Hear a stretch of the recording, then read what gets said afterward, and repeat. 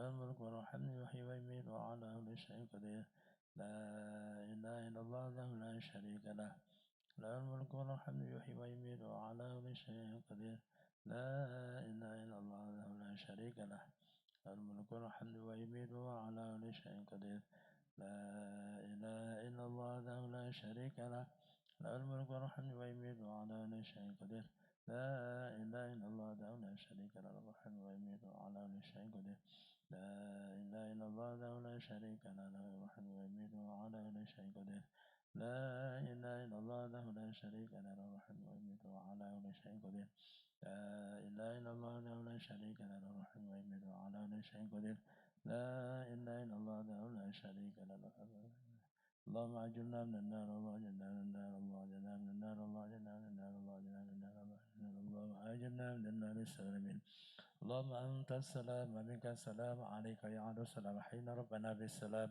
وأدخلنا الجنة دار السلام تبارك عليك كرم أعوذ بالله من الشيطان الرجيم بسم الله الرحمن الرحيم العالمين الرحمن الرحيم مالك يوم الدين إياك نعبد وإياك نستعين اهدنا الصراط المستقيم صراط الذين أنعمت عليهم غير المغضوب عليهم ولا الضالين آمين فإلهكم إله واحد لا إله إلا هو الرحمن الرحيم الله لا إله إلا هو الحي القيوم لا تأخذه سنة ولا نوم له ما في السماوات وما في الأرض من ذا الذي يشفع عنده إلا بإذنه يعلم ما بين أيديهم وما خلفهم ولا يحيطون بشيء من علمه إلا بما شاء وسع كرسيه السماوات والأرض ولا يؤوده حفظهما العلي العظيم بسم الله الرحمن الرحيم قل هو الله أحد الله الصمد ولم يلد ولم يولد ولم يكن له كفوا أحد بسم الله الرحمن الرحيم قل هو الله أحد الله الصمد لم يلد ولم يولد ولم يكن له أحد بسم الله الرحمن الرحيم قل هو الله الصمد لم يلد ولم يولد إلهي يا ربي يا ربنا يا معبود سبحان الله سبحان الله سبحان الله سبحان الله سبحان الله سبحان الله سبحان الله سبحان الله سبحان الله سبحان الله سبحان الله سبحان الله سبحان الله سبحان الله سبحان الله سبحان الله سبحان الله بحمد الكريم دائما أبدا والحمد لله الحمد لله الحمد لله الحمد لله الحمد لله الحمد لله الحمد لله الحمد لله رب العالمين على كل حال الله أكبر الله أكبر الله أكبر الله أكبر الله أكبر الله أكبر الله أكبر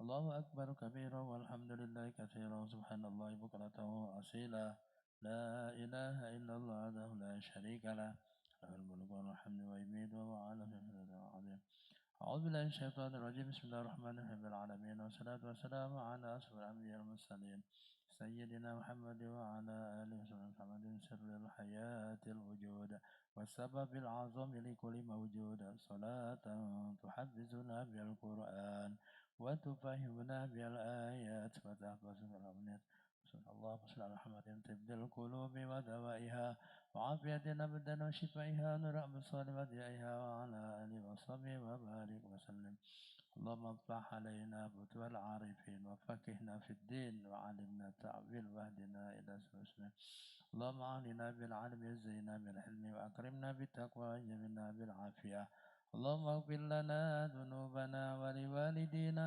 وارحمهم كما ربونا صغارا لجميع المؤمنين والمؤمنات والمسلمين والمسلمات الأحياء منهم والأموات اللهم إنا نسألك الهدى والتقى والعفاف والغنى ربنا هب لنا من أزواجنا وذرياتنا قرة أعين واجعلنا للمتقين إماما ربنا آتنا في الدنيا حسنة وفي الآخرة حسنة وقنا عذاب النار وأدخلنا الجنة مع الأبرار عزيزا وغفر يا رب العالمين وصلى الله على سيدنا محمد النبي الأمي وعلى آله وصحبه وبارك وسلم سبحان ربك رب العزة عما يصفون وسلام على المرسلين والحمد لله رب العالمين بسر الفاتحة بسم الله بسم الله إياك نعبد وإياك نستعين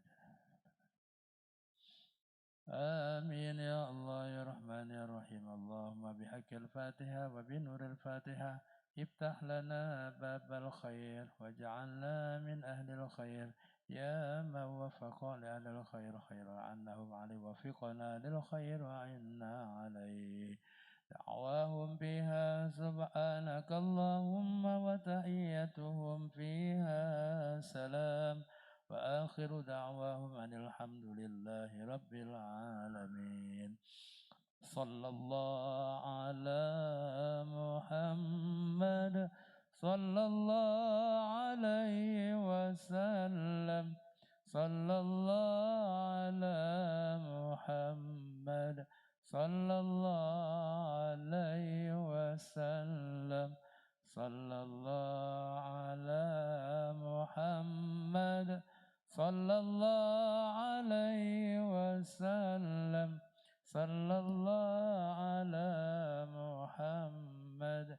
يا ربي صل وسلم. اللهم صل وسلم وبارك عليه.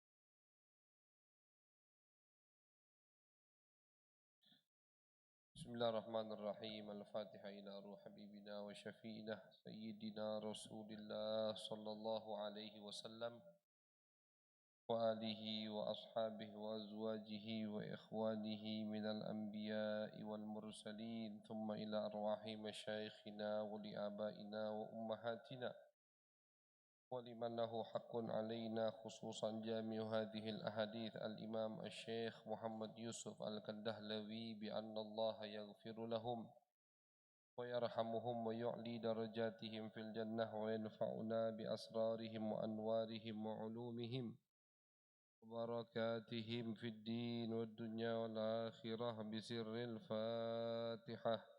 أعوذ بالله من الشيطان الرجيم. بسم الله الرحمن الرحيم.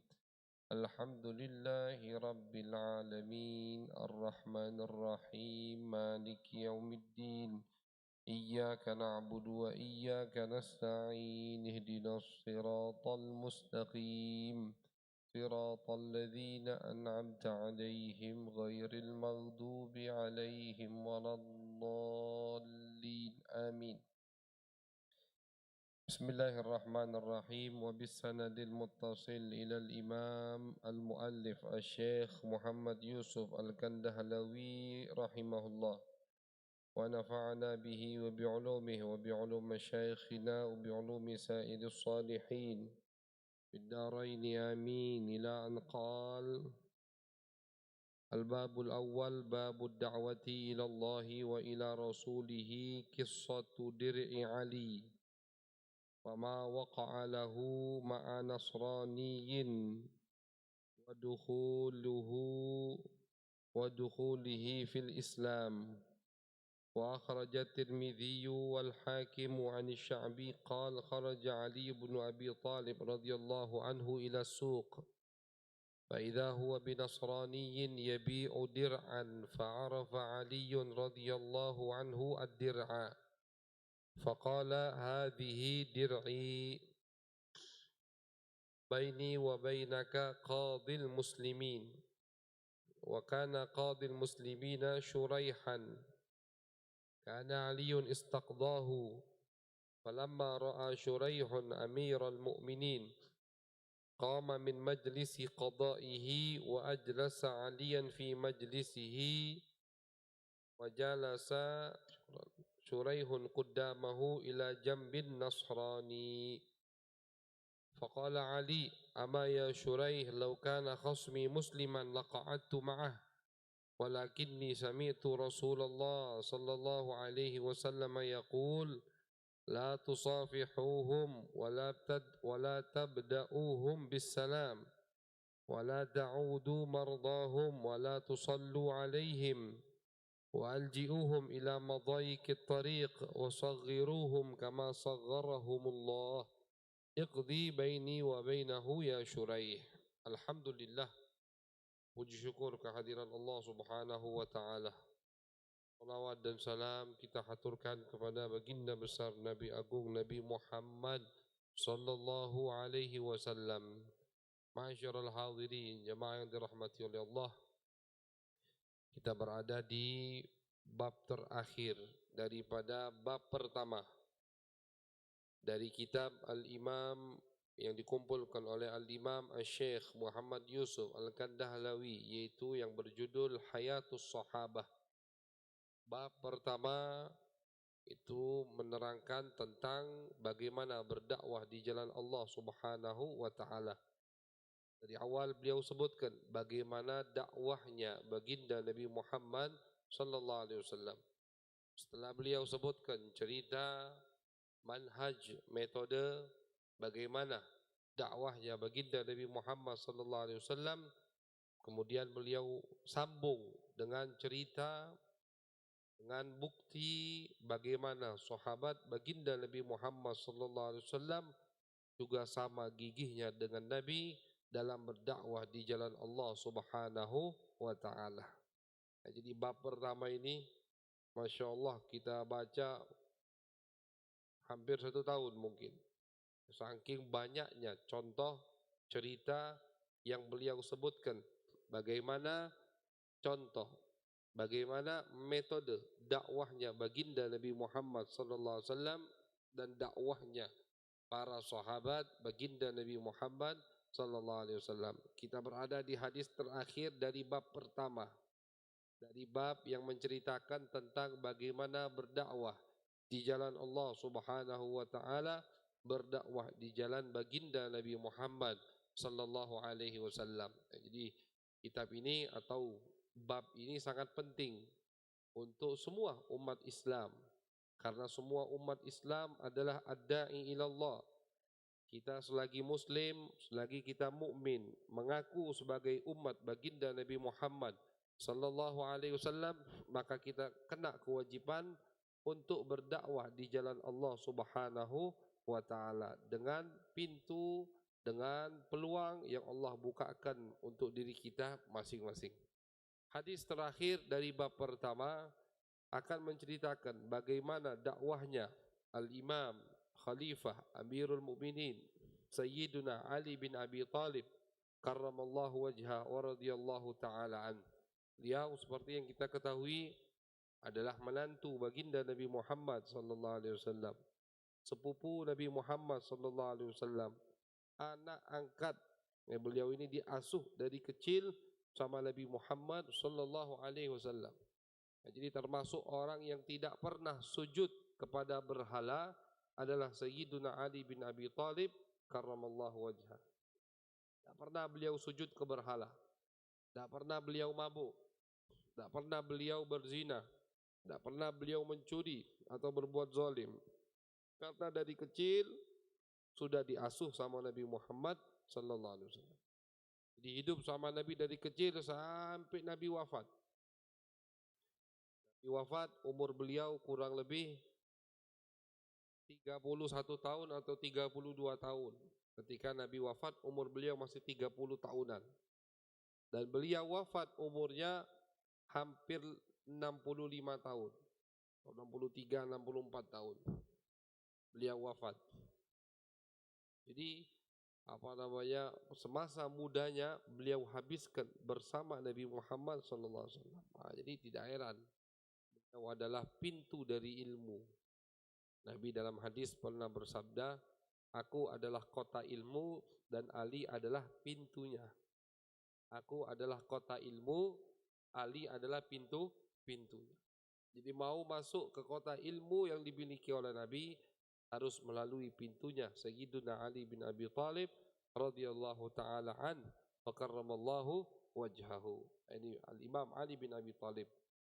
Hadis yang diriwayatkan oleh Al-Imam Tirmizi dan Imam Hakim dari perawi yang sangat terkenal bernama Sya'bi. Kata beliau, beliau menceritakan bagaimana dakwahnya Sayyiduna Ali bin Abi Thalib radhiyallahu taala.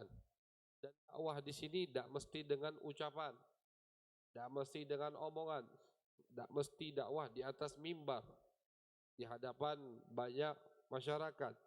Dakwah yang akan diriwayatkan dari Al-Imam Ali bin Abi Thalib, dakwah bil fi'lil hasan, bil akhlaqil karimah, dakwah dengan perbuatan yang baik, dengan budi pekerti yang tinggi, dengan akhlak yang luar biasa dari sahabat baginda Nabi Muhammad sallallahu alaihi wasallam. Ini dakwah tidak mesti dengan ngomong. Ya, dakwah tidak mesti dengan ngomong. Kalau dakwah itu hanya dengan ucapan, berarti yang tidak bisa ngomong tidak bisa dakwah. Terlalu sempit kita memaknai makna dakwah kalau kita katakan dakwah hanya dengan ucapan, dakwah hanya di masjid, dakwah hanya di majlis taklim. Nah, itu terlalu sempit. Dakwah dimanapun, di pasar kita bisa berdakwah, ketika sedang berjualan kita bisa berdakwah, di kantor kita bisa berdakwah, di tempat kita mengajar, sekolah kita bisa berdakwah, dimanapun kita berada, kita bisa berdakwah di jalan Allah Subhanahu wa taala. Diceritakan dari Al-Imam Ali bin Abi Thalib, diriwayatkan beliau lagi jalan ke pasar. Waktu ini posisi beliau sudah Amirul Mukminin, khalifah, pemimpin umat Islam pada saat itu, Sayyidina Ali bin Abi Thalib. Lagi jalan di pasar. Pas lagi jalan di pasar, fa idza huwa binasraniyun yabi'u dir'an. Tiba-tiba dia melihat seorang Nasrani lagi jual baju besi untuk dipakai kalau jihad fisabilillah. Fa'arafa Ali anhu dir'a. Sayyidina Ali kenal, keciran tamu ini baju besi. Kata Sayyidina Ali, ini macam baju besi punya aku yang dijual sama Nasrani ini. Baju besi punya aku ini, kata Sayyidina Ali bin Abi Thalib. Akhirnya didatangi sama Sayyidina Ali, tokoh Nasrani tadi. Wahai Nasrani, kata Sayyidina Ali, dari mana kau dapat baju besi ini? Ini baju besi punya aku. Kata Nasrani, wahai Amirul Mukminin, siapa yang tidak kenal Sayyidina Ali? Tahu, Amirul Mukminin. Wahai Amirul Mukminin, ini baju besi punya aku. Di toko aku lagi jual. Kenapa kau ngaku-ngaku? Akhirnya kata ni Nasrani, kalau begitu Sayyidina Ali tetap ngotot, ini punya aku. Nasrani, ini punya aku. Kata Nasrani, ayo kita pergi ke Qadhi. Qadhi itu hakim. Pergi kita ke hakim, minta hakim yang memutuskan, ini baju besi punya siapa? Punya aku atau punya kau, wahai Amirul Mukminin? Kata Sayyidina Ali, jadi ayo kita pergi ke hakim. Posisi beliau Amirul Mukminin. Umpama beliau merintahkan berapa pasukan saja, hancurkan ini toko, gusur atau rebut kembali baju besi ini, itu pasti bisa. Amirul Mukminin rela, mau diajak ke hakim untuk diputuskan mana yang benar, aku atau ini Nasrani. Dan lawannya bukan Muslim, Muslim, Nasrani yang beda agama, musuh Islam. Tetap ini menunjukkan keadilan Islam. Nah, jadi bagaimana kok bisa umat Islam terdahulu, para pemimpinnya dicintai, berwibawa, semua masyarakat yang ada di sekitarnya cinta padanya, cinta. Karena lihat pemimpinnya seperti ini. Ketika cekcok, ini urusan pribadi, bukan urusan dia sebagai Amirul Mukminin. Tidak dicampur aduk urusan pribadi dengan Amirul Mukminin. Khalifah Amirul Mukminin tugasnya lain. Ini pribadi aku, Ali bin Abi Thalib. Ini baju besi aku. Ini hakku. Berhak untuk aku tuntut, untuk aku kembalikan. Ya mungkin baju besi itu banyak sejarahnya. Mungkin baju besi itu termasuk yang pernah beliau pakai ketika jihad di jalan Allah bersama baginda Nabi Muhammad sallallahu alaihi wasallam. Banyak kenangannya. Baju besi itu makanya dituntut sama Sayyidina Ali. Amirul Mukminin rela bersama Nasrani pergi menghadap hakim. Hakimnya Muslim tentu, Syuraih. Pada saat itu qadinya Qadi Syuraih. Terkenal, qadi paling adil itu terkenal adalah Qadi Syuraih. Datang Amirul Mukminin, bawa Nasrani, minta Qadi Syuraih tengahi masalah mereka, jadi hakim. Ketika Qadi Syuraih melihat Amirul Mukminin Sayyidina Ali datang bersama Nasrani, sama Qadi Syuraih, Amirul Mukminin diperintahkan, diminta untuk duduk di sampingnya. Amirul Mukminin duduk di samping Qadi Syuraih. Nasrani tadi didudukkan di hadapan Qadi Syuraih. Sama Sayyidina Ali diiyakan. Kemudian Sayyidina Ali katakan, wahai Qadi Syuraih, demi Allah, kalau bukan karena dia Nasrani, aku akan duduk di sampingnya. Karena sama-sama mengadu. Harus duduk di depan hakim. Tidak boleh dispesialkan. Cuman karena dia Nasrani, dan aku pernah mendengar Nabi Muhammad SAW bersabda, jangan kalian duduk setara dengan orang Nasrani, dengan orang yang di luar agama Islam. Islam harus dimuliakan. Jangan duduk setara. Nah, Qadi Syuraih juga paham.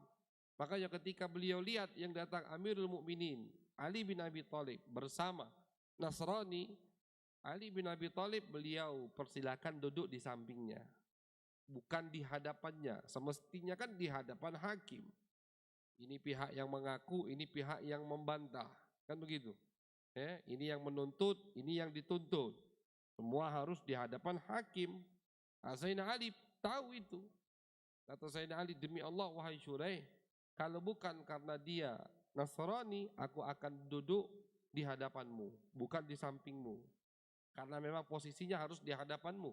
Tidak boleh mentang-mentang aku Amirul Mukminin duduk di sampingmu. Bedakan dengan yang dituntut. Nah, harus sama duduknya.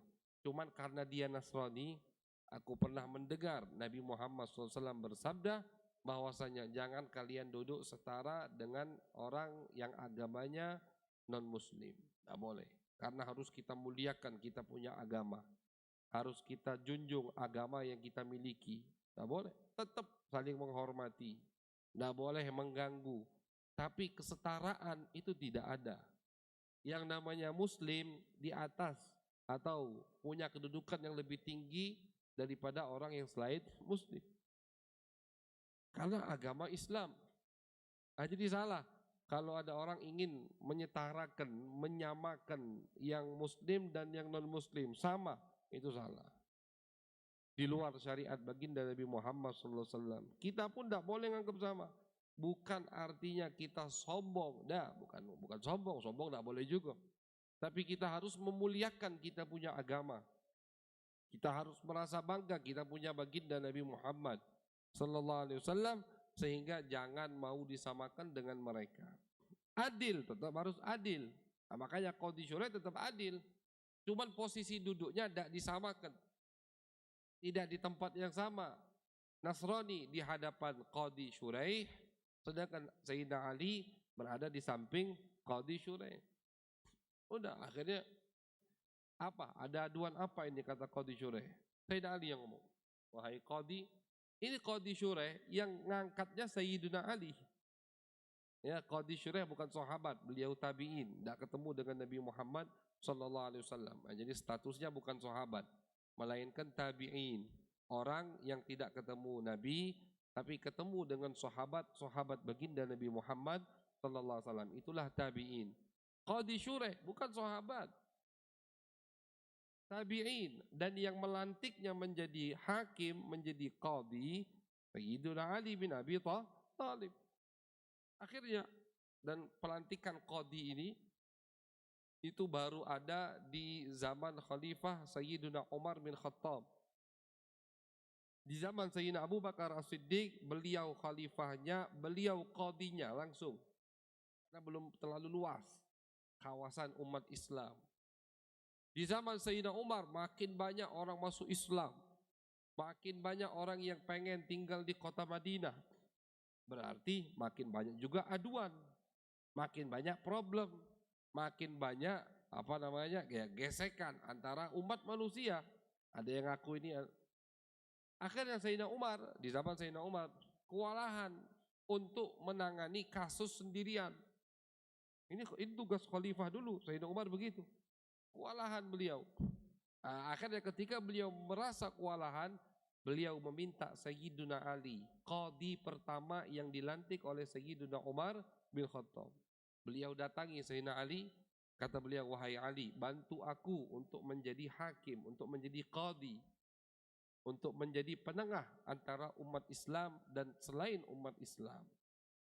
Akhirnya diterima sama Sayyidina Ali, barulah Sayyidina Ali menjadi qadi. Sayyidina Umar juga tetap jadi qadi. Nah, jadi orang ketika ada masalah bisa datang ke Sayyidina Umar, bisa datang untuk diputuskan masalahnya kepada Sayyidina Ali. Cekcok masalah apa be? Masalah warisan, masalah pernikahan, masalah perdagangan, masalah sengketa tanah misalkan. Apapun yang ingin mereka laporkan ke hakim, ke qadi, bisa minta diputuskan oleh Umar dan Sayyidina Ali. Seterusnya, di zaman Sayyidina Utsman juga ada qadi, di zaman Sayyidina Ali ada qadi. Nah, termasuk qadi, hakim yang terkenal dengan keadilannya, yaitu adalah Qadi Syurai. Qadi Syurai dilantik oleh Sayyidina Ali bin Abi Thalib. Udah akhirnya duduk. Ada Qadi Syurai, ada apa wahai Amirul Mukminin? Ada apa ini, kasus apa? Sayyidina Ali pertama kali yang ngomong. Kata Sayyidina Ali, wahai Qadi Syurai, ini Nasrani menjual baju besi dan aku yakin 100% baju besi itu baju besi aku. Memang hilang, kata Sayyidina Ali. Hilang, baju besi itu tak ganti. Dikira Sayyidina Ali kemana? Tak taunya dipaling kamu, ini Nasrani. Dipaling. Itu baju besi aku, yakin 100%. Ini pengadu berarti kan, penuntut. Yang dituntut, apa jawabanmu? Yang dituntut Nasrani ngomong, bukan, itu punya aku 100%. Aku buat macam-macam alasannya. Hukumnya ketika yang menuntut ditolak tuntutannya, maka yang menuntut harus membawa bukti atau saksi. Nah, itu hukumnya. Kan baju besi ini ada sama Nasrani. Ali bin Abi Thalib melihatnya. Kata Ali, ini baju besi aku. Berarti kan Sayyidina Ali menuntut, mengaku bahwasannya baju besi itu miliknya. Hadisnya dari Nabi bahwasannya orang yang mengaku atau yang menuntut itu harus mendatangkan al-bayyinah. Bayyinah itu bukti, baik tulisan atau saksi. Itu namanya bayyinah. Al-bayyinah lil mudda'i, kata Nabi Muhammad. Wajib si penuntut yang mengaku sesuatu menghadirkan bukti, baik bukti tadi sebuah tulisan atau saksi. Hukum Islam begitu. Sayyidina Ali nuntut baju besi, ini Nasrani membantah tuntutan Ali bin Abi Thalib. Akhirnya kata Qadi Syurai, wahai Ali, Amirul Mukminin, mana buktimu? Hukumnya begitu. Yang menuntut ketika tuntutannya dibantah sama yang dituntut, maka kamu harus mendatangkan bukti, saksi. Jadi dah, balikkan itu baju. Pasti dah. Sekarang kan apakah Qadi Syurai tidak percaya dengan Ali bin Abi Thalib? Pasti percaya. Ketika Sayyidina Ali ngomong, itu baju besi aku, Qadi Syurai 100% pasti yakin ini baju besi betul punya Ali bin Abi Thalib. Sahabat Nabi, tak mungkin berdusta, tak mungkin bohong. Orang yang paling warok pasti. Kalau dia ragu, tak mungkin dia akui itu baju besi. Tapi karena dia yakin, makanya dia akui. Dia yakin, ini baju besi aku. Makanya dituntut sama Sayyidina Ali bin Abi Thalib. Ini udah ditahu, Qadi Syurai tahu. Tak mungkin bohong Ali bin Abi Thalib. Tapi karena hukumnya begitu, dari Nabi Muhammad SAW tidak ada hadisnya Nabi ngomong, oh kalau misalkan yang nuntut orang yang terpercaya, tidak perlu pakai bukti kati. Atau yang nuntut misalkan keluargaku, tidak perlu pakai bukti. Yang nuntut sahabatku, tidak. Pokoknya hukumnya dari Nabi, ketika si penuntut bantahannya dibantah, ditolak, tuntutannya maaf, dibantah sama yang dituntut, maka yang menuntut harus mendatangkan bukti. Hukumnya begitu. Qadhi Shuraih ngomong ke Sayyidina Ali, mana buktinya wahai Ali bin Abi Thalib bahwasanya baju besi ini betul milikmu? Diminta buktinya. Bukannya tidak percaya, tapi karena ini memang prosedurnya, ini aturannya langsung dari Nabi Muhammad SAW. Nah, lihat hakim dulu itu, tidak berat sebelah, karena keluarga ini, karena keluarga itu, karena lebih kaya, karena lebih berkuasa, ada amplopnya di belakang, lolos kalau akhirnya.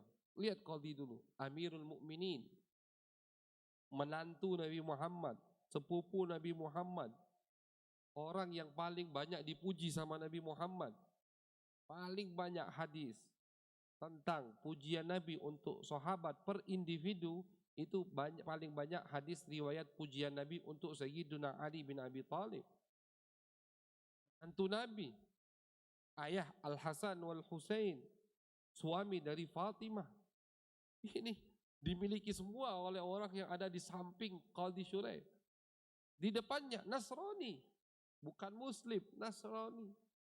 Tapi karena ini hukum Nabi Muhammad SAW, ini syariat Allah, tetap ditegakkan. Jadi kita harus bayangkan kalau kita di posisi itu, gemeterannyaจากmana itu?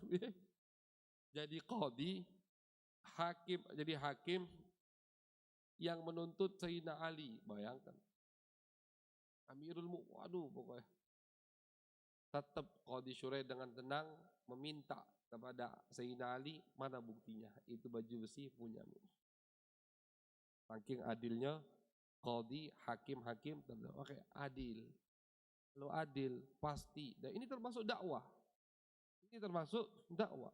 Jadi dengan kita adil, dengan kita mengikuti perintah syariat, otomatis secara tidak langsung kita berdakwah di jalan Allah Subhanahu wa ta'ala. Ketika dengar suara azan, kita sholat, pergi ke masjid, kita tinggalkan kesibukan kita, itu dakwah.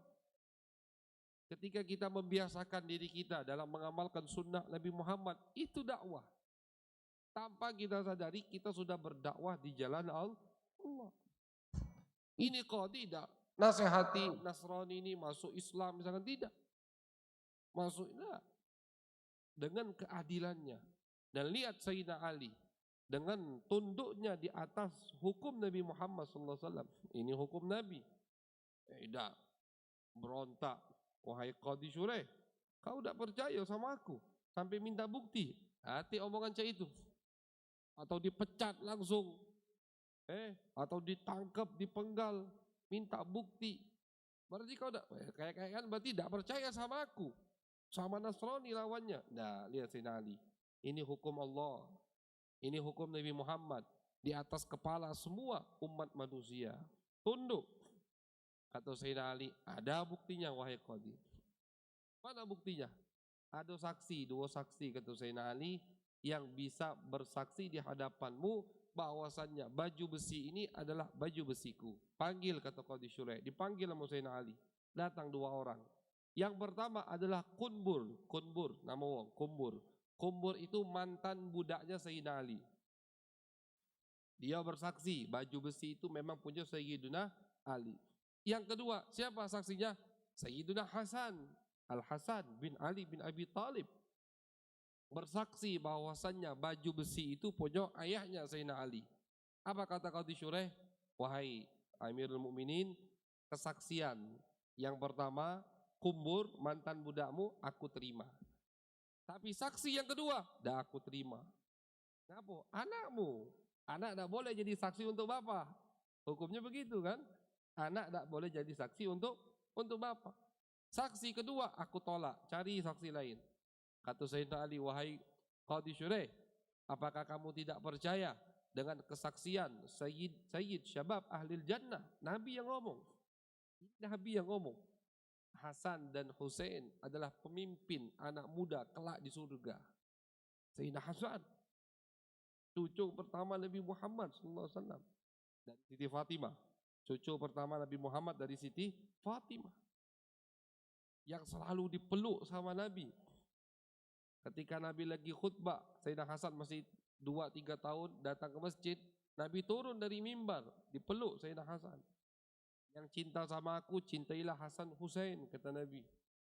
Hasan Husain pemimpin anak-anak muda kelak di surga. Hasan adalah imam, kata Nabi. Banyak pujian. Kata Sayyidina Ali, wahai Syuraih, apakah kamu menolak kesaksian pemimpin pemuda dari surga? Nabi yang ngomong.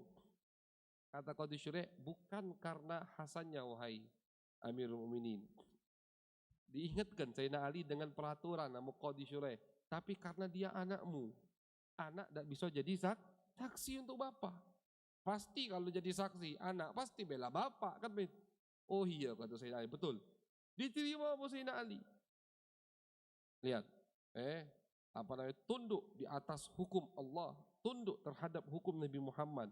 Sayyidina Hasan juga tidak marah-marah, kurang ajar ente. Masa kesaksian anak ada ente terima, anak cucu Nabi, anak begini. Nah, memang itu peraturan kakeknya. Ini pesan buat semua cucu Nabi Muhammad SAW. Cucu Nabi yang bernisbat kepada Nabi, malah dia yang harus pertama kali tunduk terhadap semua hukum Nabi Muhammad SAW. Yang punya nisbat darah kepada Nabi Muhammad harus menjadi orang paling malu ketika melanggar perintah Nabi Muhammad SAW. Sayyidina Hasan tidak ngamuk-ngamuk, tidak. Langsung iya, betul. Sayyidina Ali juga betul. Ditolak kesaksian Hasan bin Ali bin Abi Thalib, Hasan putri Fatimah radhiyallahu taala anha. Kata Qadhi Syuraih, wahai Amirul Mukminin, ada saksi lain enggak? Kata Sayyidina Ali, enggak kati. Cuma 2 orang ini yang bisa bersaksi, ini baju besi punya aku. Ya sudah. Kalau begitu ketuk palu, Sayyidina Ali kalah, Nasrani yang menang. Ya. Adilnya Qadhi dulu. Ini perlu didengar sama hakim-hakim sekarang. Yang jadi hakim berarti harus jadi panutannya Qadhi Syuraih. Pelajari, baca biografi, banyak cerita tentang keadilan beliau. Banyak sekali di kitab-kitab biografi para ulama. Ketuk palu, Nasrani yang menang, bawa balik baju besi tadi, Sayyidina Ali, Amirul Mukminin, sahabat Nabi, sepupu Nabi, menantu Nabi, anak angkat Nabi, kalah di pengadilan depan Qadhi Syuraih karena bukti yang kurang, tidak kuat. Akhirnya seketika Nasrani tadi mengucapkan 2 kalimat syahadat, asyhadu an la ilaha illallah wa asyhadu anna muhammadar Rasulullah. Kati hukum ini kecuali hukum betul, hukum yang diturunkan oleh Allah kepada makhluk yang termulia. Dengan sifat adil Qadhi Syuraih, dengan tunduknya Amirul Mukminin terhadap hukum Allah, ini sudah termasuk metode dakwah mereka, sehingga Nasrani yang ada di hadapan mereka mengucapkan 2 kalimat syahadat. Dari cerita tadi, kata dari awal sampai akhir Sayyidina Ali ngomong masuk Islam, tidak ada. Sama sekali tidak ada ucapan ngajak untuk masuk ke dalam agama Islam. Qadhinya juga begitu. Tapi ini Nasrani ketika melihat Qadhi yang luar biasa adilnya, tidak pilih-pilih. Di depannya ada Amirul Mukminin, tapi karena buktinya kurang, tidak kuat, yang dimenangkan Nasrani. Dan di depannya ada Amirul Mukminin, lawannya istilahnya, yang menuntutnya. Amirul Mukminin, orang nomor 1 di daulat Islam pada saat itu. Tapi karena bukti kurang, kalah. Dan tidak ngamuk, tidak berontak, nunduk. Ketika diketok palu, Sayyidina Ali udah terima. Ya betul udah. Saksi aku kurang, berarti aku kalah. Tidak marah. Waduh, ini tidak dimiliki kecuali oleh agama yang benar. Tidak dimiliki oleh umat dari Nabi yang paling mulia, Nabi besar Muhammad sallallahu alaihi wasallam. Akhirnya Nasrani tadi langsung seketika mengucapkan 2 kalimat syahadat asyhadu an la ilaha illallah wa asyhadu anna Muhammadar Rasulullah. Wahai Amirul Mukminin, betul baju besi ini punya kau. Tak tahu benar. Baju besi tadi punya Sayyidina Ali.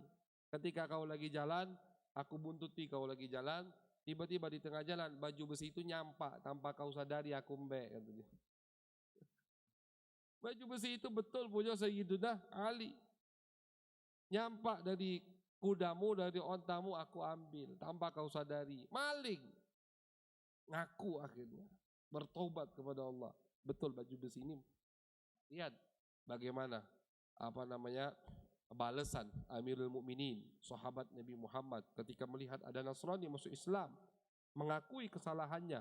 Tak usah kau balik ke baju besi itu, embellah kau. Ditambah lagi kuda di luar, ambillah kau juga. Bahkan kuda di luar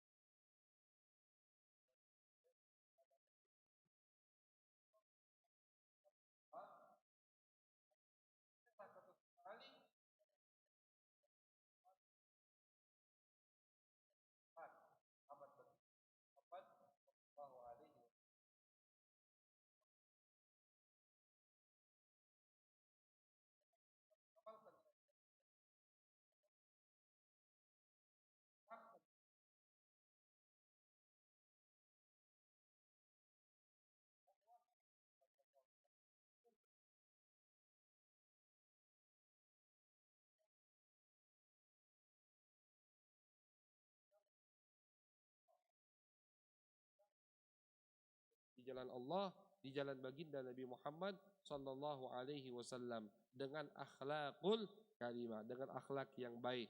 Amin ya rabbal alamin. Allahumma aghnina bil ilm wa zayyinna bil hilm wa akrimna bit taqwa wa jamilna bil afiyah. Rabbana taqabbal minna innaka antas samiul alim wa tub alaina innaka antat tawwabur rahim. Sallallahu ala sayyidina Muhammadin wa ala alihi wa sahbihi wa baraka wa sallam. Walhamdulillahi rabbil alamin. Wassalamualaikum warahmatullahi wabarakatuh. Mana itu?